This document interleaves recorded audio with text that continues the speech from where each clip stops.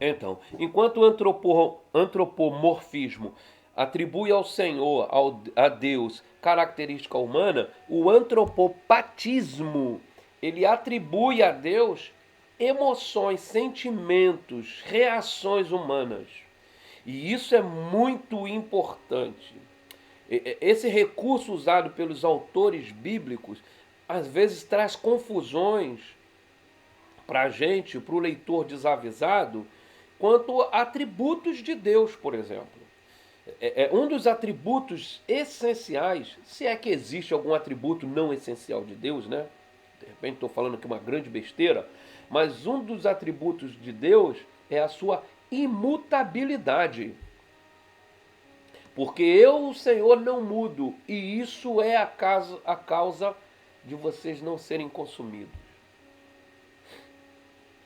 Deus não é homem para que minta, nem filho do homem para que se arrependa. Todavia, nós vemos em Gênesis, capítulo 6, que se arrependeu Deus de ter feito o homem. Nós vemos no livro do profeta Samuel, 1 Samuel, e se arrependeu Deus de ter constituído Saul rei sobre Israel. E agora? Se o ser de Deus, um dos seus atributos é a imutabilidade, como Deus se arrependeu? Mudou. No entendimento superficial, sem que isso esteja harmonizado com as escrituras, a gente vai dizer que de fato Deus se arrependeu. Sem conhecer essas figuras, a gente vai dizer de fato que Deus se arrependeu. Mas primeiro a gente precisa conhecer a Deus. E conhecendo a Deus, a gente vai saber que Deus não muda. Ele fala dele mesmo que ele não muda em circunstância nenhuma. Quando a gente reconhece um outro atributo da divindade, que é a onisciência, aí a gente já sabe, Deus não pode se arrepender. Por que Deus não pode se arrepender? Primeiro, porque ele é imutável. Segundo, porque ele não se surpreende. Segundo, porque ele não se surpreende. Nós nos surpreendemos. Olha só essa situação em que nós estamos vivendo, essa pandemia que enclausurou a maioria do povo no mundo, ao redor do mundo. Quantos de nós não temos situações que a gente fala, pô, se eu soubesse eu não tinha feito isso, se eu soubesse eu não teria feito aquilo, se eu soubesse, porque a gente não vê adiante. Não está tudo patente diante dos nossos olhos. Ao contrário de Deus, Deus tudo está diante dele agora.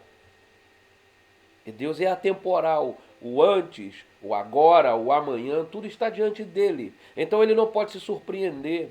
Deus não pode, como eu, emprestar o meu carro a um filho, o filho sair, sofrer um acidente e eu depois falar, me arrependi de ter emprestado o carro. Eu me arrependo porque eu não posso prever uma situação. Ainda que eu tenha muitos sinais, eu não posso ter a certeza que aquilo vai acontecer. Deus não.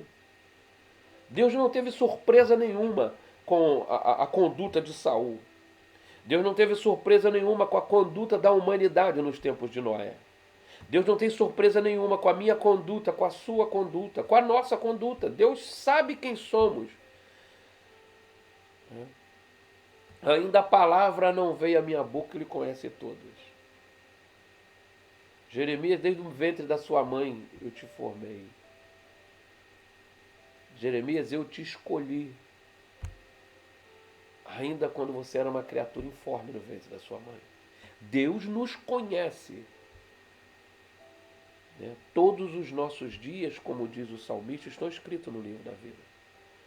Então eu preciso primeiro conhecer a Deus, conhecer essa divindade, conhecer esse Deus que eu adoro, esse Deus que eu chamo por Pai, para poder eu entender as coisas de Deus. Aí, com essas figuras em mente, eu vou entender o texto, eu vou interpretar o texto. Com esses conceitos bem fundamentados, eu vou buscar compreender o texto. Deus precisa ser conhecido de nós, para que nós venhamos a nos relacionar com Ele da maneira correta. Tá bom, meus irmãos?